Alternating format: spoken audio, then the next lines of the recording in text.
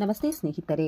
ವಿಷ್ಣು ಪುರಾಣ ಪಂಚಮಾಂಶ, ಶ್ರೀಕೃಷ್ಣಾವತಾರ, ಕಂಸವಧೆ, ಉಗ್ರಸೇನನಿಗೆ ರಾಜ್ಯಾಭಿಷೇಕ, ಜರಸಂಧಾನ ಕತೆ, ಈ ಅಂಶಗಳ ಬಗ್ಗೆ ತಿಳಿದುಕೊಳ್ಳೋಣ ಬನ್ನಿ. ಪಂಚಮಾಂಶ ಶ್ರೀ ವಿಷ್ಣು ಪುರಾಣ. ಮೈತ್ರೇಯರು ಪರಶರರಿಂದ ಶ್ರೀಕೃಷ್ಣನ ಚರಿತ್ರೆಯನ್ನು ವಿಸ್ತಾರವಾಗಿ ಕೇಳಲು ಅಪೇಕ್ಷಿಸಿದರು. ಆಗ ಪರಶರರು ಪರಮಾತ್ಮನು ಶ್ರೀಕೃಷ್ಣಾವತಾರವೆತ್ತಿ ಭೂಭಾರವನ್ನಿಳಿಸಿದ ಕಥೆಯನ್ನು ಹೇಳತೊಡಗಿದರು. ಮೈತ್ರೇಯ, ವಸುದೇವನು ದೇವಕನ ಮಗಳಾದ ದೇವಕಿಯನ್ನು ಮದುವೆಯಾದನು. ಆಗ ದಂಪತಿಗಳು ಕುಳಿತಿದ್ದ ರಥವನ್ನು ಭೋಜವಂಶೀಯನಾದ ಕಂಸನೇ ಸ್ವತಃ ನಡೆಸುತ್ತಿದ್ದನು. ಆಗ ಒಂದು ಅಶರೀರವಾಣಿಯಾಗಿ ದೇವಕಿಯ 8ನೇ ಗರ್ಭವು ನಿನ್ನ ಪ್ರಾಣವನ್ನು ತೆಗೆಯುವುದು ಎಂದು ಕಂಸನನ್ನುದ್ದೇಶಿಸಿ ನುಡಿಯಿತು. ಆಗ ಕಂಸನು ಖಡ್ಗವನ್ನು ಹಿಡಿದು ದೇವಕಿಯನ್ನೇ ಕೊಲ್ಲಲು ನೋಡಿದನು. ವಸುದೇವನು ಕಂಸನನ್ನು ತಡೆದು ಅವಳ ಹೊಟ್ಟೆಯಲ್ಲಿ ಹುಟ್ಟಿದ ಎಲ್ಲಾ ಮಕ್ಕಳನ್ನು ನಿನಗೆ ಒಪ್ಪಿಸುವೆನು ಎಂದು ಹೇಳಿದಾಗ ಕಂಸನು ದೇವಕಿಯನ್ನು ಕೊಲ್ಲದೆ ಕೈಬಿಟ್ಟನು. ದೇವತೆಗಳು ಶ್ರೀಮನ್ನಾರಾಯಣನಲ್ಲಿಗೆ ಹೋಗಿ ನಾನಾ ಬಗೆಯಲ್ಲಿ ಶ್ರೀಹರಿಯನ್ನು ಸ್ತುತಿಸಿ, ಪರಮಾತ್ಮ ಆದಿನಾರಾಯಣ, ಜಗತ್ತಿನ ಸೃಷ್ಟಿ ಸ್ಥಿತಿ ಲಯಗಳಿಗೆ ಕರ್ತ ನೀನು. ಇದೋ ಭೂದೇವಿಯ ತನ್ನ ಭಾರವನ್ನಿಳಿಸಬೇಕೆಂದು ನಿನಗೆ ಶರಣಾಗಿದ್ದಾಳೆ, ಕಾಪಾಡು ಎಂದು ಮೊರೆಹೊಕ್ಕರು. ಶ್ರೀಮನ್ನಾರಾಯಣನು ಅವರಿಗೆಲ್ಲ ಅಭಯ ನೀಡಿ ತಾನು ದೇವಕಿಯ 8ನೆಯ ಗರ್ಭದಲ್ಲಿ ಶ್ರೀಕೃಷ್ಣನಾಗಿ ಅವತರಿಸಿ ಕಂಸನೆಂಬ ದುಷ್ಟನನ್ನು ಸಂಹರಿಸುವೆನು ಎಂದು ಹೇಳಿದನು. ದೇವತೆಗಳೆಲ್ಲರೂ ಭಗವಂತನಿಗೆ ನಮಸ್ಕಾರ ಮಾಡಿ ಸುಮೇರು ಪರ್ವತಕ್ಕೆ ತೆರಳಿದರು. ಬಳಿಕ ತಮ್ಮ ತಮ್ಮ ಅಂಶಗಳಿಂದ ಭೂಲೋಕದಲ್ಲಿ ಅವತರಿಸಿದರು. ಕಂಸನಲ್ಲಿಗೆ ಬಂದ ನಾರದ ಮಹಾಮುನಿಗಳು ದೇವಕಿಯ ಅಷ್ಟಮ ಗರ್ಭದಲ್ಲಿ ಮಹಾವಿಷ್ಣುವು ಅವತರಿಸುವನೆಂದು ಅವನ ಕಿವಿಯಲ್ಲಿ ಹೇಳಲು ಕಂಸನು ಸಿಟ್ಟಾಗಿ ದೇವಕಿ ವಸುದೇವರನ್ನು ಕಾರಾಗೃಹದಲ್ಲಿರಿಸಿದನು. ಅವಳ ಗರ್ಭದಲ್ಲಿ ಜನಿಸಿದ 6 ಮಕ್ಕಳನ್ನು ಶಿಶು ಹಂತದಲ್ಲೇ ನಿರ್ದಾಕ್ಷಣ್ಯವಾಗಿ ಕೊಂದು ಹಾಕಿದನು. ಯೋಗ ನಿದ್ರೆಯು ಪರಮಾತ್ಮನ ಆದೇಶದಂತೆ 6 ಗರ್ಭಗಳನ್ನು ದೇವಕಿಯ ಉದರದಲ್ಲಿ ಸೇರಿದ್ದಳು. 7ನೆಯ ಗರ್ಭದ ಆಕರ್ಷಣೆಯನ್ನು ಮಾಡಿ ಅದನ್ನು ವಸುದೇವನ ಇನ್ನೋರ್ವ ಸತಿಯಾದ ರೋಹಿಣಿಯ ಉದರದಲ್ಲಿ ಸೇರಿಸಿದಳು. ಶ್ರೀಹರಿಯು ಲೋಕೋಪಕಾರಕ್ಕಾಗಿ ದೇವಕಿಯ ಗರ್ಭವನ್ನು ಪ್ರವೇಶಿಸಿದನು. ಭಗವಂತನ ಆಜ್ಞೆಯಂತೆ ಅದೇ ದಿನವೇ ಯೋಗ ನಿದ್ರೆಯು ನಂದಗೋಪನ ಮಡದಿ ಯಶೋದೆಯ ಗರ್ಭವನ್ನು ಪ್ರವೇಶಿಸಿದಳು. ದೇವತೆಗಳೆಲ್ಲ ಇದರಿಂದ ಸಂತೋಷಗೊಂಡು ನಿಖಿಲ ಜಗತ್ತನ್ನು ಧರಿಸಿರುವ ಮಹಾವಿಷ್ಣುವನ್ನು ಸ್ತುತಿಸುತ್ತಿದ್ದರು. ಮೈತ್ರೇಯ, ಇತ್ತ ಶುಭ ದಿನದಲ್ಲಿ ಅರ್ಧರಾತ್ರಿಯಲ್ಲಿ ಸಕಲಾಧಾರನಾದ ಶ್ರೀಹರಿಯು ದೇವಕಿಯಲ್ಲಿ ಜನಿಸಿದನು. ವಸುದೇವನು ಆ ಪರಮ ಕಾಂತಿಯುತವಾದ ಶಿಶುವನ್ನು ನೋಡಿ ಸ್ತೋತ್ರ ಮಾಡಿದನು. ಬಳಿಕ, ಸ್ವಾಮಿ, ನೀನು ನನ್ನ ಮನೆಯಲ್ಲಿ ಅವತರಿಸಿದೆ ಎಂಬುದನ್ನು ತಿಳಿದರೆ ಕಂಸನು ನನ್ನ ಸರ್ವನಾಶ ಮಾಡಿಬಿಡುವನು, ಪ್ರಸನ್ನನಾಗಿ ಅನುಗ್ರಹಿಸು ಎಂದು ಪ್ರಾರ್ಥಿಸಿದನು. ಶಂಖಚಕ್ರ ಗದಾಧಾರಿಯಾಗಿ ಅವತರಿಸಿದ್ದ ಪರಮಾತ್ಮನು ತನ್ನ ದಿವ್ಯ ರೂಪವನ್ನು ಉಪಸಂಹರಿಸಿದನು. ಬಳಿಕ ವಸುದೇವನು ದೇವ ಮಾಯೆಯು ಎಂಬಂತೆ ಆ ಶಿಶುವನ್ನೆತ್ತುಕೊಂಡು ರಾತ್ರಿ ಆ ಮಳೆಯಲ್ಲಿ ಯಮುನಾ ನದಿ ತೀರಕ್ಕೆ ಹೊರಟು ಬಂದನು. ಸೆರೆಮನೆಯ ಕಾವಲುಗಾರರು ಅವನಿಗೆ ತೊಂದರೆಯಾಗದಂತೆ ಯೋಗ ನಿದ್ರೆಯಿಂದ ಮೋಹಿತರಾಗಿ ನಿದ್ದೆ ಹೋಗಿದ್ದರು. ಮಳೆಯಿಂದ ಪರಮಾತ್ಮನನ್ನು ರಕ್ಷಿಸಲು ಆದಿಶೇಷನು ತನ್ನ ಹೆಡೆಗಳನ್ನು ಬಿಚ್ಚಿ ವಾಸುದೇವನ ಮೇಲೆ ಹಿಡಿದಿದ್ದನ್ನು ಅತ್ತ ಯೋಗ ನಿದ್ರೆಯು ಯಶೋದೆಯಲ್ಲಿ ಅವತರಿಸಿದಳು. ವಾಸುದೇವನು ಅಲ್ಲಿಗೆ ಹೋಗಿ ಯಶೋದೆಯ ಪಕ್ಕದಲ್ಲಿ ಬಾಲಕನನ್ನು ಮಲಗಿಸಿ ಆ ಹೆಣ್ಣು ಮಗುವನ್ನೆತ್ತಿಕೊಂಡು ಬೇಗನೆ ಹೊರಟು ಬಂದು ಸೆರೆಮನೆಯಲ್ಲಿದ್ದನು. ಯಶೋದೆಯು ನೀಲಮೇಘ ಶ್ಯಾಮನಾದ ಪುತ್ರನು ಹುಟ್ಟಿದನೆಂದು ಹಿಗ್ಗಿದ್ದಳು. ಇತ್ತ ದೇವಕಿಯು 8ನೆಯ ಮಗುವನ್ನು ಎತ್ತ ವಿಷಯ ತಿಳಿದು ಕಂಸನು ಬಂದು ಆ ಹೆಣ್ಣು ಮಗುವನ್ನು ಕೊಲ್ಲಲೆಂದು ಎತ್ತಿ ಹಿಡಿಯಲು ಅದು ಬೃಹದಾಕಾರ ತಾಳಿ, ಎಲ್ಲವೋ ದುಷ್ಟ ಕಂಸ, ನಿನ್ನನ್ನು ವಧಿಸುವವನು ಈಗಾಗಲೇ ಹುಟ್ಟಿದ್ದಾನೆ ಎಂದು ಹೇಳಿ ಗಗನ ಮಾರ್ಗದಲ್ಲಿ ಹೊರಟು ಹೋದಳು. ಕಂಸನು ಆ ಮಾತುಗಳನ್ನು ಕೇಳಿ ತನ್ನ ಕಡೆಯ ರನ್ನೆಲ್ಲ ಕರೆದು, ದೈತ್ಯ ಶ್ರೇಷ್ಠರೇ, ನನಗೆ ಮೃತ್ಯುವಾದವನು ಆಗಲೇ ಹುಟ್ಟಿಬಿಟ್ಟಿದ್ದಾನೆ ಎಂದು ದೇವಕಿಯ ಗರ್ಭದಲ್ಲಿ ಜನಿಸಿದ ಬಾಲಕಿಯು ಹೇಳಿದ್ದಾಳೆ. ಇನ್ನು ತಡ ಮಾಡದಿರಿ, ಭೂತಾಳದಲ್ಲಿ ಯಾವ ಬಾಲಕನಾದರೂ ಸರಿಯೇ ಅತಿಶಯ ಬಲಶಾಲಿಯಾಗಿರುವನೆಂದು ಕಂಡು ಬಂದಲ್ಲಿ ಅವನನ್ನು ಕೊಂದು ಹಾಕಿರಿ ಎಂದು ಆಜ್ಞೆ ಮಾಡಿದನು. ಬಳಿಕ ವಸುದೇವ ದೇವಕಿಯರನ್ನು ಸೆರೆಮನೆಯಿಂದ ಬಿಡಿಸಿ, ಅಮ್ಮ ದೇವಕಿ, ವ್ಯರ್ಥವಾಗಿ ನಿನ್ನ ಮಕ್ಕಳನ್ನು ಸಾಯಿಸಿದೆ. ನನ್ನ ವಿನಾಶಕ್ಕಾಗಿ ಯಾವನೋ ಬೇರೆ ಬಾಲಕ ಹುಟ್ಟಿರುವನಂತೆ ದುಃಖಿಸಬೇಡಿ ಎಂದು ಹೇಳಿ ತನ್ನ ಅಂತಃಪುರಕ್ಕೆ ಹೊರಟು ಹೋದನು. ಇತ್ತ ನಂದಗೋಕುಲದಲ್ಲಿ ಪುತಾನಿ ಎಂಬ ರಾಕ್ಷಸಿ ಒಂದು ದಿನ ರಾತ್ರಿ ಶಿಶುವಾಗಿದ್ದ ಕೃಷ್ಣನನ್ನು ಎತ್ತಿಕೊಂಡು ಹೋಗಿ ವಿಷ ತುಂಬಿದ ಸ್ತನ್ಯಪಾನ ಮಾಡಿಸ ಹೋದಳು. ಕೃಷ್ಣನು ಕ್ರುದ್ಧನಾಗಿ ಅವಳ ಮೊಲೆಯ ಹಾಲನ್ನು ಹೀರುವ ನೆಪದಲ್ಲಿ ಅವಳ ಪ್ರಾಣವನ್ನು ಹೀರಿ ತೆಗೆದನು. ಪುತನಿಯು ಬೃಹದಾಕಾರ ತಾಳಿದ ಕಳೆಬರವಾಗಿ ಉರುಳಿದಳು. ಯಶೋದೆ ನಂದಗೋಪಾದಿಗಳು ಈ ದೃಶ್ಯವನ್ನು ಕಂಡು ಕೃಷ್ಣನಿಗೆ ರಕ್ಷಾಬಂಧನವನ್ನು ಮಾಡಿದರು. ನಂದಗೋಪನು ಶ್ರೀಕೃಷ್ಣನನ್ನು ಕುರಿತು ಸ್ವಸ್ತಿವಾಚನ ಮಾಡಿದನು. ಒಂದು ದಿನ ಕೃಷ್ಣನು ಬಂಡಿಯ ಕೆಳಗೆ ಮಲಗಿದ್ದಾಗ ಸ್ತನ್ಯಪಾನ ಮಾಡಬೇಕೆಂದು ಅಳುತ್ತಾ ಕಾಲುಗಳನ್ನೆತ್ತಿ ಬಂಡಿಯನ್ನು ಒದ್ದನು. ಅದರಲ್ಲಿದ್ದ ಗಡಿಗೆ ಮಡಿಕೆಗಳೆಲ್ಲ ಚೂರಾದವು. ಎಲ್ಲರೂ ಚಕಿತರಾದರು. ಕೆಲ ದಿನಗಳಲ್ಲಿ ಪುರೋಹಿತನಾದ ಗರ್ಗನು ಬಂದು ಕೃಷ್ಣ ಹಾಗೂ ರೋಹಿಣಿ ಗರ್ಭದಲ್ಲಿ ಜನಿಸಿದ ಬಲಭದ್ರನಿಗೆ ಶಾಸ್ತ್ರ ಸಂಸ್ಕಾರಗಳನ್ನು ಮಾಡಿ ಇಬ್ಬರಿಗೂ ನಾಮಕರಣ ಮಾಡಿದನು. ಒಂದು ಸಲ ಯಶೋದೆ ಬಾಲಕೃಷ್ಣನ ತುಂಟಾಟವನ್ನು ಸಹಿಸಲಾರದೆ ಅವನ ಸೊಂಟಕ್ಕೆ ಹಗ್ಗ ಕಟ್ಟಿ ಹೊರಳು ಕಲ್ಲಿಗೆ ಬಂಧಿಸಿದಳು. ಕೃಷ್ಣನು ಸುಮ್ಮನಿರದೆ ಹೊರಳು ಕಲ್ಲು ಎಳೆಯುತ್ತಾ ಬಂದು ಒಂದು ಜೋಡಿಯಾದ ಬಿಳಿ ಮತ್ತಿ ಮರಗಳ ನಡುವೆ ತೂರಿ ಹೋದನು. ಆ ಮರಗಳು ಮುರಿದು ಬಿದ್ದವು. ಅವು ಮಹಾವೃಕ್ಷಗಳು. ಗಾಳಿ ಮುಂತಾದ ಯಾವ ಕಾರಣವೂ ಇಲ್ಲದೆ ಅವು ಸೀಳಿ ಮುರಿದು ಬಿದ್ದಿದ್ದವು. ಕೃಷ್ಣನು ಉದರದಲ್ಲಿ ಧಾಮೆ ಎಂದರೆ ಅಗ್ಗದ ಬಂಧನಕ್ಕೆ ಒಳಗಾದನೆಂದು ಅವನಿಗೆ ಅಂದಿನಿಂದ ದಾಮೋದರ ಎಂದು ಹೆಸರಾಯಿತು. ಪುತನಿ ಸಂಹಾರ, ಶಕಟ ಭಂಜನ ಹಾಗೂ ಮರಗಳು ಮುರಿದದ್ದನ್ನು ಕಂಡು ಅಲ್ಲಿರಲು ಎದರಿ ನಂದಗೋಪಾದಿಗಳು ಬೇಗನೆ ವೃಂದಾವನ ಎಂಬಲ್ಲಿಯೇ ಹೊರಟು ಹೋದರು. ಅನ್ನೊಂದು ನಿಸರ್ಗ ಸುಂದರವಾದ ಪ್ರದೇಶವಾಗಿತ್ತು. ಬಲರಾಮ ಕೃಷ್ಣರು ಹಸುಗಳೊಡನೆ ಗೋಪಬಾಲರೊಡನೆ ಹಾಡುತ್ತಾ ಕುಣಿಯುತ್ತಾ ಸಂತೋಷದಿಂದ ಇರತೊಡಗಿದರು. ಅಲ್ಲಿ ವಿಹರಿಸುತ್ತಾ ದೇವತೆಗಳಂತೆ ವಾಸವಾಗಿದ್ದರು. ಒಂದು ಸಲ ಯಮುನಾ ನದಿ ಬಳಿಗೆ ಹೋದಾಗ ಆ ನದಿಯಲ್ಲಿ ವಿಶಾಲವಾದ ಮಡುವೊಂದನ್ನು ಕಂಡನು. ಅಲ್ಲಿ ಕಾಳಿಯ ಸರ್ಪವು ವಾಸವಾಗಿತ್ತು. ಅದು ಸೂಸುತ್ತಿದ್ದ ವಿಷಾಗ್ನಿಯಿಂದ ನೀರು ತುಂಬಿದ ಮಡು ಅತಿ ಭೀಷಣವಾಗಿತ್ತು. ನರರಾಗಲಿ ಹಸುಗಳಾಗಲಿ ಬಾಯಾರಿದಾಗ ಆ ನೀರು ಸೇವಿಸುವಂತಿರಲಿಲ್ಲ. ಭಗವಾನ್ ಕೃಷ್ಣನು ಈ ದಿಷ್ಟನು ಯಮುನೆಯನ್ನು ಕುಲಗೆಡಿಸಿದ್ದಾನೆ. ಇವನನ್ನು ಸುಮ್ಮನೆ ಬಿಡಬಾರದೆಂದು ಕದಂಬ ವೃಕ್ಷವೊಂದನ್ನು ಹತ್ತಿ ಮಡುವಿಗೆ ಧುಮುಕಿ ಕಳಿಂಗವನ್ನು ಕಾಲುಗಳಿಂದ ತುಳಿದು ಅವನ ಎಡೆಯನ್ನೊತ್ತಿದ್ದನು. ಭಯಗೊಂಡ ಕಳಿಂಗನ ಪತ್ನಿಯರು ಕೃಷ್ಣನಿಗೆ ನಮಸ್ಕರಿಸಿ ಕಳಿಂಗನನ್ನು ಕ್ಷಮಿಸಿ ನಮಗೆ ಪತಿಭಿಕ್ಷೆಯನ್ನು ನೀಡು ಎಂದು ಗೋಗರೆದರು. ಇತ್ತ ಗೋಪ ಬಾಲಕರು ಗೋಪ ಸ್ತ್ರೀಯರು ಕೃಷ್ಣನು ಮಡುವಿನಲ್ಲಿದ್ದದ್ದು ಕಂಡು ದಿಗ್ಭ್ರಾಂತರಾದರು. ಅಲ್ಲಿಗೆ ಬಂದ ನಂದಗೋಪನು ಮಗನ ಮುಖವನ್ನು ನೋಡುತ್ತಾ ನಿಶ್ಚಲನಾಗಿ ಬಿಟ್ಟನು. ಬಳಿಕ ಕಳಿಂಗನು ಕೃಷ್ಣನ ಪಾದಾಘಾತದಿಂದ ಬಳಲಿದ್ದರೂ ಚೇತರಿಸಿಕೊಂಡು, ವಸುದೇವ, ನನ್ನಲ್ಲಿ ಪ್ರಸನ್ನನಾಗು, ನನ್ನ ವಿಷವನ್ನು ನೀಗಿಸಿ ನನ್ನ ಸೊಕ್ಕನ್ನು ಮುರಿದಿದ್ದೀಯೇ, ನನ್ನಲ್ಲಿ ಉಳಿದಿರುವ ಪ್ರಾಣವನ್ನಾದರೂ ಉಳಿಸು. ನಾನು ನನ್ನ ಜಾತಿ ಸ್ವಭಾವಕ್ಕೆ ತಕ್ಕಂತೆ ನಡೆದುಕೊಳ್ಳಿದ್ದೇನೆಯಷ್ಟೇ, ನನ್ನನ್ನು ಕ್ಷಮಿಸು ಎಂದು ಪ್ರಾರ್ಥಿಸಿದಳು. ಹಾಗೆ ಕೃಷ್ಣ ಪರಮಾತ್ಮನು, ಕಾಳಿಂಗ, ಇನ್ನು ಮುಂದೆ ನೀನು ಯಮುನಾ ನದಿಯಲ್ಲಿ ಇರಕೂಡದು. ಮಕ್ಕಳು ಪರಿವಾರ ಸಮೇತ ಕೂಡಲೇ ಸಮುದ್ರಕ್ಕೆ ಹೊರಟು ಹೋಗು ಎಂದನು. ಅದಕ್ಕೊಪ್ಪಿದ ಕಳಿಂಗನು ಅರಿಯ ಕರುಣೆಗೆ ಪಾತ್ರನಾಗಿ ಅಲ್ಲಿಂದ ಹೊರಟು ಹೋದನು. ಗೋಪಾಲರು ಓಡಿ ಬಂದು ಕೃಷ್ಣನನ್ನಪ್ಪಿಕೊಂಡರು. ಯಮುನಾ ನದಿಯ ನೀರು ಸ್ವಚ್ಛವಾಯಿತು. ಕೃಷ್ಣನು ತನ್ನ ಬಾಲಲೀಲೆಗಳಿಂದ ಎಲ್ಲರ ಮನಮೆಚ್ಚಿಸುತ್ತಾ ಇರುತ್ತಿದ್ದನು.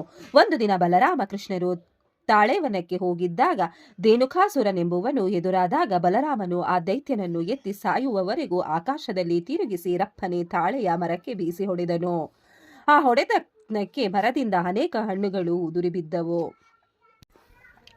ಅವನ ಪ್ರದೇಶವನ್ನು ಧೇನುಕಾಸುರನು ಕಾಯುತ್ತಿದ್ದನು. ಇದೀಗ ಧೇನುಕಾಸುರನು ಸತ್ತು ಬಿದ್ದಿದ್ದನು. ಇದೇ ರೀತಿಯಲ್ಲಿ ಬಲರಾಮನು ಪ್ರಲಂಬಾಸುರನೆಂಬುವನನ್ನು ಅವನ ನೆತ್ತಿಯ ಮೇಲೆ ಮುಷ್ಟಿಯಿಂದ ಗುದ್ದಿ ಸಾಯಿಸಿದನು. ಮಳೆಗಾಲವೂ ಕಳೆದು ಶರತ್ಕಾಲವೂ ಬಂದಿತ್ತು. ನಂದ ಗೋಪಾದಿಗಳು ದೇವೇಂದ್ರನನ್ನು ಪೂಜಿಸುವ ಹಬ್ಬವನ್ನು ಸಡಗರದಿಂದ ಮಾಡಲು ತೊಡಗಿದ್ದದ್ದನ್ನು ಶ್ರೀಕೃಷ್ಣನು ನೋಡಿದನು. ಇಂದ್ರ ಮೇಘಗಳಿಗೂ ನೀರಿಗೂ ಅಧಿದೇವತೆ. ಆತನ ಪ್ರೇರಣೆಯಿಂದ ಮೇಘಗಳು ಮಳೆ ಸುರಿಸುತ್ತವೆ. ಮಳೆ ನೀರು ಎಲ್ಲರ ಜೀವಾಧಾರ. ಆದ್ದರಿಂದ ಮಳೆಗಾಲ ಕಳೆದ ಮೇಲೆ ಎಲ್ಲ ರಾಜರು ಸಂತುಷ್ಟರಾಗಿ ಪೂಜಾದಿಗಳಿಂದ ದೇವೇಂದ್ರನನ್ನು ಆರಾಧಿಸುತ್ತಿದ್ದರು. ಇದನ್ನು ತಿಳಿದ ಕೃಷ್ಣನು ನಂದಗೋಪನಿಗೆ, ತಂದೆಯೇ, ನಾವು ಗೋವುಗಳನ್ನು ನಮ್ಮ ದೇವತೆ ಎಂದು ನಂಬಿರುವವರು. ವನವಾಸಿಗಳು, ಅರಣ್ಯದ ಗಡಿಯಲ್ಲಿರುವ ಪರ್ವತಗಳೇ ನಮಗೆ ಪರಮಗತಿ. ಆದ್ದರಿಂದ ನಾವು ಗೋಯಜ್ಞವನ್ನು ಮಾಡೋಣ. ದೇವೇಂದ್ರನಿಂದ ನಮಗೇನಾಗಬೇಕು? ನಾವೆಲ್ಲ ಗೋವರ್ಧನ ಗಿರಿಯನ್ನು ಸೇವಾ ಸಾಮಗ್ರಿಗಳಿಂದ ಪೂಜಿಸಿರಿ. ಇದರಿಂದ ಗಿರಿಗೂ ತೃಪ್ತಿಯಾಗಿ ನನಗೂ ಸಂತೋಷವಾಗುವುದು ಎಂದನು. ನಂದನೇ ಮೊದಲಾದ ಎಲ್ಲ ಗೋಪರು ಕೃಷ್ಣನೆಂದಂತೆ ಗಿರಿಯಜ್ಞವನ್ನು ನೆರವೇರಿಸಿದನು. ತನಗೆ ಪೂಜೆ ಸಲ್ಲಲಿಲ್ಲವೆಂದು ತಿಳಿದು ಇಂದ್ರನು ಕುಪಿತನಾದನು. ನಂದಗೋಪನು ಕೃಷ್ಣನ ಆಶ್ರಯ ಬಲವಿದೆ ಎಂದು ಸೊಕ್ಕಿ ಹೋಗಿದ್ದಾನೆ ಎಂದು ಭಾವಿಸಿ ಮೇಘಗಳಿಗೆ ಬಿರುಗಾಳಿ ಬಿರುಮಳೆಗಳಿಂದ ನಂದಗೋಪನ ಗೋವುಗಳನ್ನು ಪೀಡಿಸಿರಿ ಎಂದು ಆಜ್ಞೆ ಮಾಡಿದನು. ನಂದ ಗೋಕುಲದಲ್ಲಿ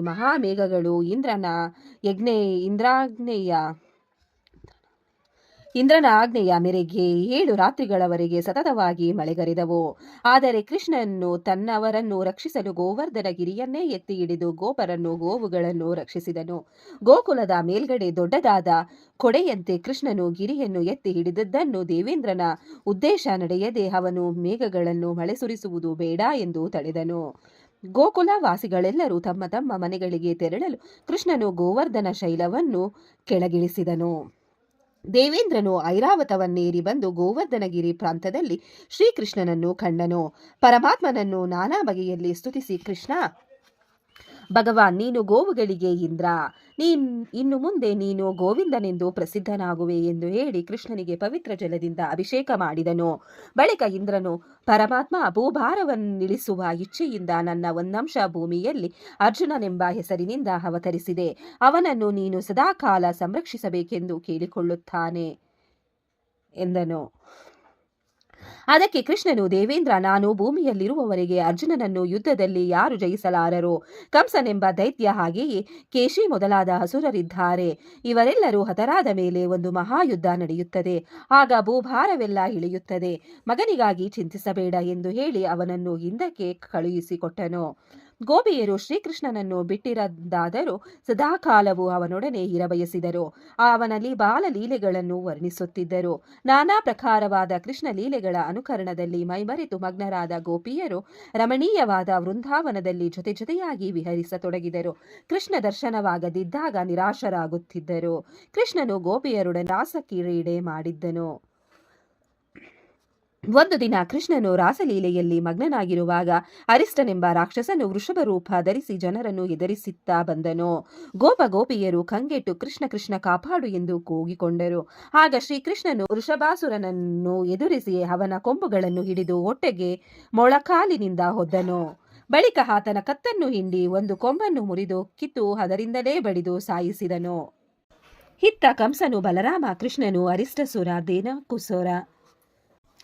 ಧೇನುಕಾಸುರ, ಪ್ರಲಂಬಾಸುರ, ಶಕಟಾಸುರ, ಪುತಾನಿ ಇವರನ್ನೆಲ್ಲ ಸಂಹರಿಸಿದ್ದಲ್ಲದೆ ಘೋರ ವಿಷಯುಕ್ತ ಕಳಿಂಗನನ್ನು ಕೃಷ್ಣನೇ ದಮನ ಮಾಡಿದನೆಂಬುದನ್ನು ತಿಳಿದು, ಇವರಾರು ಸಾಮಾನ್ಯರಲ್ಲ, ಚಿಕ್ಕ ಬಾಲಕರು, ಬಲಾಢ್ಯರಾದರೆ ತನಗೆ ಉಳಿಗಾಲವಿಲ್ಲ. ಇವರನ್ನು ಚಿಕ್ಕವರಿದ್ದಾಗಲೇ ಮುಗಿಸಿಬಿಡಬೇಕು. ಹೇಗೋ ಚಾಣೂರ, ಮುಷ್ಟಿಕರೆಂಬ ಮಹಾಬಲಶಾಲಿಗಳು ನನ್ನಲ್ಲಿದ್ದಾರೆ. ಇವರೊಡನೆ ಮಲ್ಲಯುದ್ಧವನ್ನು ಯೋಜಿಸಿ ರಾಮಕೃಷ್ಣರನ್ನು ಕೊಲ್ಲುವುದೇ ಸರಿ ಎಂದು ತೀರ್ಮಾನಿಸಿದನು. ಕೃಷ್ಣ ಬಲರಾಮನನ್ನು ಗೋಕುಲದಿಂದ ಕರೆತರಲು ಶ್ವಪಲಕನ ಮಗ ಅಕ್ರೂರನನ್ನು ಕಳುಹಿಸಿಕೊಟ್ಟನು. ಮಲ್ಲಯುದ್ಧ ಮಾಡಲೆಂದು ಕೃಷ್ಣ ಬಲರಾಮರನ್ನು ಕರೆದು ಎಲ್ಲರೂ ಅದನ್ನು ನೋಡಲಿ. ಆಗ ನನ್ನ ಕುವಲಯ ಪೀಡ ಎಂಬ ಆನೆ ಅವರಿಬ್ಬರನ್ನು ಕೊಲ್ಲುತ್ತದೆ. ಆಮೇಲೆ ವಸುದೇವ, ನಂದಗೋಪ, ನನ್ನ ತಂದೆ ಉಗ್ರಸೇನ ಎಲ್ಲರನ್ನೂ ಕೊಂದು ನಿಶ್ಚಿಂತೆಯಾಗಿರುವೆನು ಎಂದು ಹೇಳಿದನು. ಯಾದವರಿಗೆ ಪ್ರಿಯನೂ ಯದುಶ್ರೇಷ್ಠನೂ ಆದ ಅಕ್ರೂರನು ಸುಂದರವಾದ ರಥವನ್ನೇರಿ ಮಧುರ ನಗರಿಯಿಂದ ಹೊರಟನು. ಈ ನಡುವೆ ಕೇಶಿದಾನವನ್ನು ಕುದುರೆ ವೇಷಧರಿಸಿ ಕೃಷ್ಣನನ್ನು ಕೊಲ್ಲಲು ವೃಂದಾವನಕ್ಕೆ ಬಂದನು. ಕಂಸನಿಂದ ಪ್ರೇರಿತನಾಗಿ ಬಂದಿದ್ದ ಕೇಶಿದಾನವನಿಂದ ಹೆದರಿ ಗೋಪಿಯರು ತ್ರಾಯಿ ತ್ರಾಯಿ ಎಂದು ಗೋವಿಂದನಿಗೆ ಶರಣಾದರು. ಒಡನೆಯೇ ಕೃಷ್ಣನು ಕುದುರೆ ಇದ್ದಲ್ಲಿಗೆ ಬಂದು ತನ್ನ ತೋಳನ್ನು ದಪ್ಪವಾಗಿ ಹಿಗ್ಗಿಸಿ ರಾಕ್ಷಸ ಅಶ್ವದ ಬಾಯೊಳಗೆ ತುರುಕಲು ಕೇಶಿಯ ಹಲ್ಲುಗಳೆಲ್ಲ ಮುರಿದು ಬಿದ್ದವು. ತುಟಿಗಳು ಹರಿದು ರಕ್ತ ಚಿಮ್ಮಿ ಹರಿಯಿತು. ಕೃಷ್ಣನು ಕುದುರೆಯ ದೇಹದ ಒಂದೊಂದು ಭಾಗವನ್ನು ಸೀಡಿ ಅದನ್ನು ಕೊಂದು ಹಾಕಿದನು. ಗೋಪಿಯರು ಶ್ರೀಕೃಷ್ಣನನ್ನು ಸುತ್ತಲೂ ಮುತ್ತಿಕೊಂಡು ಆನಂದಿಸಿದರು. ಕೇಶಿಯು ಹತನಾದದ್ದನ್ನು ನೋಡಿ ಆಕಾಶದಲ್ಲಿದ್ದ ಸಂಚರಿಸುತ್ತಿದ್ದ ನಾರದರು ಶ್ರೀಕೃಷ್ಣನನ್ನು ಉದ್ದೇಶಿಸಿ, ಜನಾರ್ದನ, ಬೇಗನೆ ಕಂಸನನ್ನು ಕೊಂದು ಭೂಭಾರವನ್ನಿಳಿಸು, ಶುಭವಾಗಲಿ ಎಂದು ಹೇಳಿ ಹೊರಟು ಹೋದರು. ಅಕ್ರೂರನು ಗೋಕುಲಕ್ಕೆ ಬಂದು ಶ್ರೀಕೃಷ್ಣ ಬಲರಾಮನನ್ನು ಮಧುರಾ ನಗರಕ್ಕೆ ಆಹ್ವಾನಿಸಿದನು. ಭಗವಾನ್ ಕೃಷ್ಣನೊಡನೆ ಮಾತನಾಡುವ ಅವಕಾಶ ಸಿಕ್ಕಿತೆಂದು ಅಕ್ರೂರನು ಹಿಗ್ಗಿದನು. ಕೃಷ್ಣನ ಪರಮ ಭಕ್ತನಾದ ಅಕ್ರೂರನು ಗೋಕುಲಕ್ಕೆ ಬಂದಾಗ ರಾಮಕೃಷ್ಣರು ಅವನನ್ನು ಸತ್ಕರಿಸಿ ಒಳ್ಳೆಯ ಭೋಜನ ಮಾಡಿಸಿದರು. ಅಕ್ರೂರನು ಯಾವ ಉದ್ದೇಶದಿಂದ ಕಂಸನನ್ನು ತನ್ನನ್ನು ಕಳಿಸಿದ್ದಾನೆ ಎಂದು ಕೃಷ್ಣನಿಗೆ ಹೇಳಲು, ಕೃಷ್ಣ, ಧನಪತಿ ಕೃಷ್ಣನು ನನ್ನಿಂದ ಹತನಾದನೆಂದು ತಿಳಿ. ನಾಳೆ ನಾವಿಬ್ಬರು ನಿನ್ನೊಡನೆ ಮಧುರೆಗೆ ಬರುತ್ತೇವೆ ಎಂದು ಹೇಳಿದನು. ಬೆಳಗಾಯಿತು. ಬಲರಾಮ ಕೃಷ್ಣರು ಅಕ್ರೂರರೊಡನೆ ಮಧುರಾ ನಗರಿಗೆ ಹೊರಡಲು ಸಿದ್ಧರಾದರು. ಗೋಪಿಯರು ಕೃಷ್ಣನನ್ನು ಕಳುಹಿಸಿಕೊಡಲು ಇಚ್ಛಿಸಲಿಲ್ಲ. ಎಲ್ಲರೂ ಕಣ್ಣೀರಿಡುತ್ತಾ ದುಃಖತಪ್ತರಾಗಿದ್ದರು. ವಿಧಿಗೆ ಕರುಣೆ ಇಲ್ಲ. ಒಂದು ಮಹಾನಿಧಿಯನ್ನು ತೋರಿಸಿ ಬಳಿಕ ನಮ್ಮ ಕಣ್ಣುಗಳನ್ನೆಲ್ಲ ಕಿತ್ತು ಹಾಕಿದ್ದನು ಎಂದು ಒಬ್ಬರಿಗೊಬ್ಬರು ಮಾತನಾಡಿಕೊಳ್ಳತೊಡಗಿದರು. ಶ್ರೀಕೃಷ್ಣನು ಬಲರಾಮನೊಡನೆ ಗೋಕುಲವನ್ನು ತಿರುಗಿಸಿದನು. ರಥವೇರಿ ಬಹುಬೇಗ ಮಧುರೆ ತಲುಪಿದರು. ಅಕ್ರೂರನು ಬಲರಾಮಕೃಷ್ಣರಿಗೆ, ನೀವಿಬ್ಬರು ಪಾದಾಚಾರಿಗಳಾಗಿ ಮುಂದೆ ಹೋಗಿರಿ, ನಾನೊಬ್ಬನೇ ರಥದಲ್ಲಿ ನಗರವನ್ನು ಪ್ರವೇಶಿಸುತ್ತೇನೆ, ವಸುದೇವನ ಮನೆಗೆ ಹೋಗಬೇಡಿರಿ ಎಂದು ಹೇಳಿ ಮಧುರಾ ಪಟ್ಟಣದೊಳಗೆ ನಡೆದನು. ರಾಮಕೃಷ್ಣರು ಕಾಲ್ನಡಿಗೆಯಿಂದಲೇ ನಗರ ಪ್ರವೇಶ ಮಾಡಿದರು. ದಾರಿಯುದ್ದಕ್ಕೂ ಪುರಜನರು ಇಬ್ಬರನ್ನು ನೋಡಿ ಆನಂದ ತುದಿಲರಾದರು. ಮಾರ್ಗದಲ್ಲಿ ಒಬ್ಬ ಅಗಸರವನು ಎದುರಾದಾಗ ಇಬ್ಬರು ಅವನಲ್ಲಿ ಕೆಲವು ಸುಂದರವಾದ ಬಟ್ಟೆಗಳನ್ನು ಕೇಳಿದರು. ಆದರೆ ಅಗಸರವನು ತಾನು ಕಂಸನ ಅರಮನೆಗೆ ಸಂಬಂಧಿಸಿದವನೆಂಬ ದುರಹಂಕಾರ ರಾಮಕೃಷ್ಣರನ್ನು ಹಂಗಿಸಿ ಮಾತನಾಡಿದನು. ಕೃಷ್ಣನು ಕ್ರುದ್ಧನಾಗಿ ದುರಾತ್ಮನಾದ ಅಗಸನನ್ನು ಹೊಡೆದು ಸಾಯಿಸಿದನು. ಬಳಿಕ ತಮಗೆ ಬೇಕಾದ ವಸ್ತ್ರಗಳನ್ನು ಧರಿಸಿ ಹೊರಟು ರಾಮಕೃಷ್ಣರು ಒಬ್ಬ ಹೂವಾಡಿಗನ ಮನೆಗೆ ಬಂದರು. ಅವನು ಇಬ್ಬರಿಗೂ ಬೇಕಾದ ಹೂವುಗಳನ್ನು ಕೊಟ್ಟನು. ಶ್ರೀಕೃಷ್ಣ ಪ್ರಸನ್ನನಾಗಿ ಹೂವಾಡಿಗನಿಗೆ ವರಗಳನ್ನಿತ್ತು, ನಿನ್ನ ಸಂತತಿಯು ನಶಿಸದಿರಲಿ ಎಂದು ಹೇಳಿದನು. ಕೃಷ್ಣನ ದರ್ಶನದಿಂದ ಪರವಶಳಾದ ಕುಬ್ಜೆಯಾದ ಒಬ್ಬಳು ಅವನ ಸ್ಪರ್ಶದಿಂದ ತನ್ನ ಡೊಂಕು ಲೀಗಿಸಿಕೊಂಡು ಸುಂದರ ಸ್ತ್ರೀಯಾದಳು. ಬಳಿಕ ಕೃಷ್ಣನು ಬಿಲ್ಲು ಹಬ್ಬಕ್ಕಾಗಿ ಗೊತ್ತಾದ ಶ್ರೇಷ್ಠ ಧನಸ್ಸು ಯಾವುದೆಂದು ಕಾವಲುಗಾರರಿಂದ ತಿಳಿದು ಅದನ್ನು ಎದೆಯೇರಿಸಿ ಜಗ್ಗಿದಾಗ ಅದು ಮುರಿದು ಭಯಂಕರವಾದ ಶಬ್ದ ಮಾಡಿತು. ಆ ಶಬ್ದದಿಂದ ಇಡೀ ಮಧುರಾನಗರವೇ ಮುಳುಗಿತು. ಇದನ್ನರಿತು ಕಂಸನು ಚಾಣೂರ ಮುಷ್ಟಿಕರನ್ನು ಕರೆದು ಬೇಗನೆ ಮಲ್ಲಯುದ್ಧ ಮಾಡಿ ಇಬ್ಬರು ಬಾಲಕರನ್ನು ಕೊಂದು ಹಾಕಿರಿ ಎಂದು ಬೊಬ್ಬೆ ಹಾಕಿದನು. ಅಲ್ಲದೆ ಹುಡುಗರು ಚಟ್ಟಿ ಕಾಳಗ ನಡೆಯುವ ರಂಗಮಂದಿರ ಪ್ರವೇಶಿಸುವಾಗ ಕುವಲಯಾಪೀಡವೆಂಬ ಆನೆಯನ್ನು ನುಗ್ಗಿಸಿ ಅವರನ್ನು ತುಳಿಸಿ ಕೊಲ್ಲಿರಿ ಎಂದು ಹೇಳಿದನು. ರಾಮಕೃಷ್ಣನು ಜಟ್ಟಿ ಕಾಳಗ ನಡೆಯುವ ಸ್ಥಳಕ್ಕೆ ಬಂದರು. ಅಲ್ಲಿ ಕಾಳಗವನ್ನು ನೋಡುವ ಸಲುವಾಗಿ ಅಕ್ರೂರ, ವಸುದೇವ, ದೇವಕಿಯರು ಬಂದು ಕುಳಿತಿದ್ದರು. ಅವರು ಪುತ್ರ ದರ್ಶನ ಉದ್ದೇಶದಿಂದ ಬಂದಿದ್ದರು. ನಂದಗೋಪನು ಅಪಾರ ಕಾಣಿಕೆಗಳೊಡನೆ ಬಂದು ಕುಳಿತಿದ್ದನು. ರಂಗಮಂಟಪದ ಬಳಿಗೆ ಬರುತ್ತಿದ್ದಾಗ ರಾಮಕೃಷ್ಣರತ್ತ ಮಾವುದನು ಕುವಲಯ ಪೀಡವನ್ನು ತಿವಿದು ಓಡಿಸಿದನು. ಆಗ ಅಣ್ಣನ ಮಾತಿನಂತೆ ಕೃಷ್ಣನು ಸಿಂಹನಾದ ಮಾಡಿದನು. ಇಬ್ಬರು ಸಿದ್ಧರಾದರು. ಕೃಷ್ಣ ಆನೆಯ ಸೊಂಡಿಲನ್ನು ಹಿಡಿದು ಜಗ್ಗಿ ಆನೆಯನ್ನು ಗರ್ರನೆ ತಿರುಗಿಸಿ ಅದರ ಎಡಕೋರೆಯನ್ನು ಬಲಗೈಯಿಂದ ಕಿತ್ತಿ ಮಾವಟಿಗನ ತಲೆಗೆ ಬಡಿದನು. ಬಲರಾಮನು ಆನೆಯ ಬಲಗಡೆಯ ದಂತ ಕಿತ್ತು ಮಾವುತನನ್ನು ಬಡಿದು ಕೊಂದನು.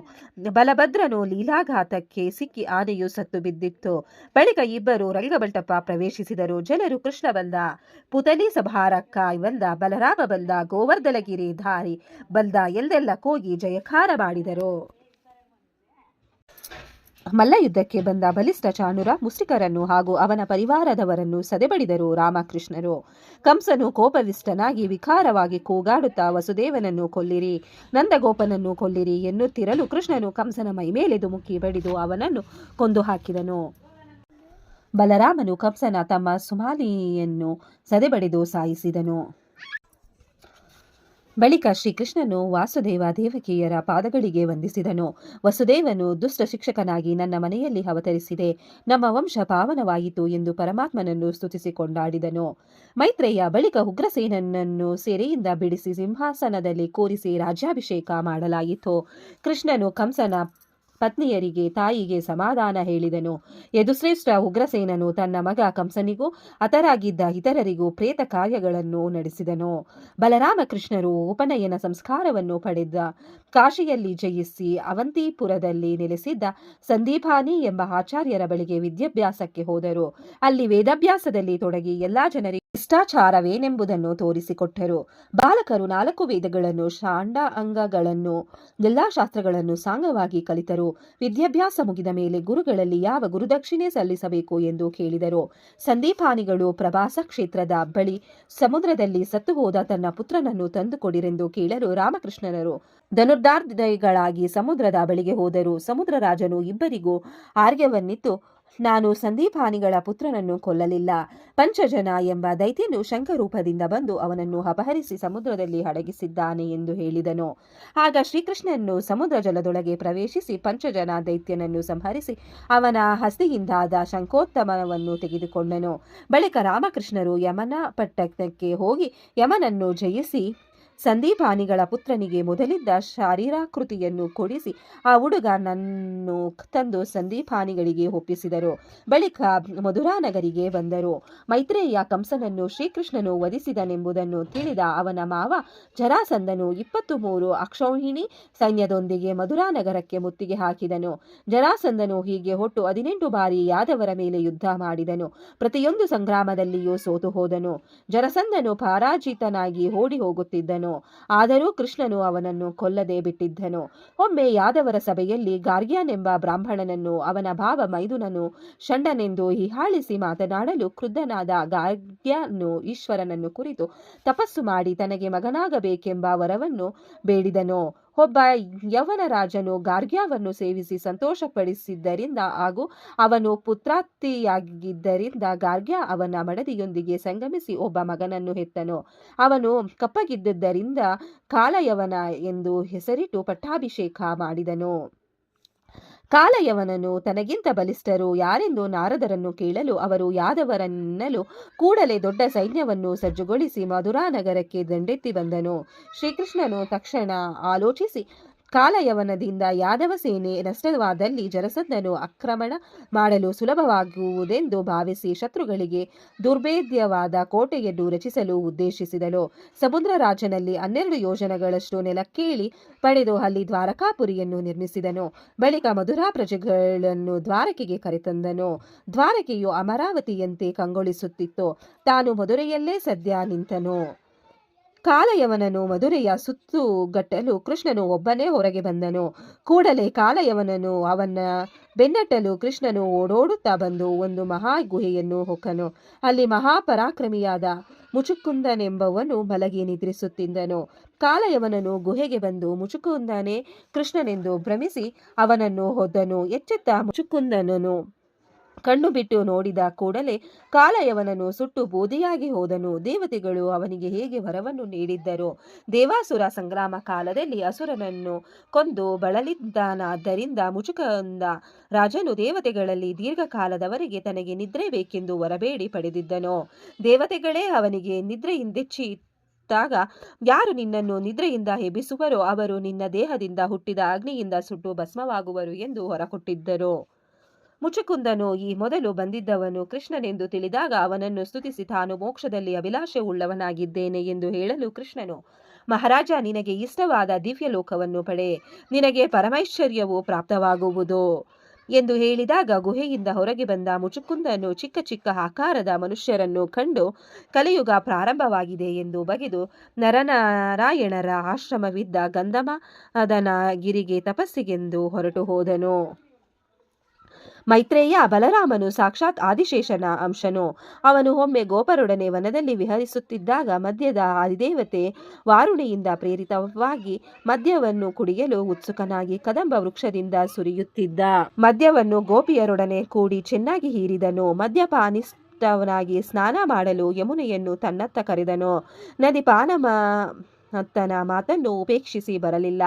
ಆಗ ಸಿಟ್ಟಿಗೆದ್ದ ಬಲರಾಮನು ಅವಳನ್ನು ತನ್ನ ಹಾಲಾಯುಧದಿಂದ ಹಿಡಿದು ಛೀ ಪಾಪಿ, ಶಕ್ತಿ ಇದ್ದರೆ ಇಷ್ಟವಿದ್ದಲ್ಲಿಗೆ ಹೋಗೆನ್ನಲು ಯಮುನೆ ಬಲರಾಮನೆಡೆಗೆ ನುಗ್ಗಿ ಹರಿದು ಇಡೀ ವನವನ್ನೇ ಮುಳುಗಿಸಿದಳು.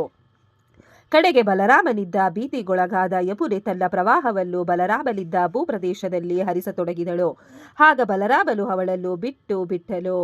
ಬಳಿಕ ಬಲರಾಮನು ಸ್ನಾನ ಮಾಡಲು ಅವನ ಶರೀರ ಕಾಂತಿ ಪ್ರಕಾಶಮಾನವಾಯಿತು.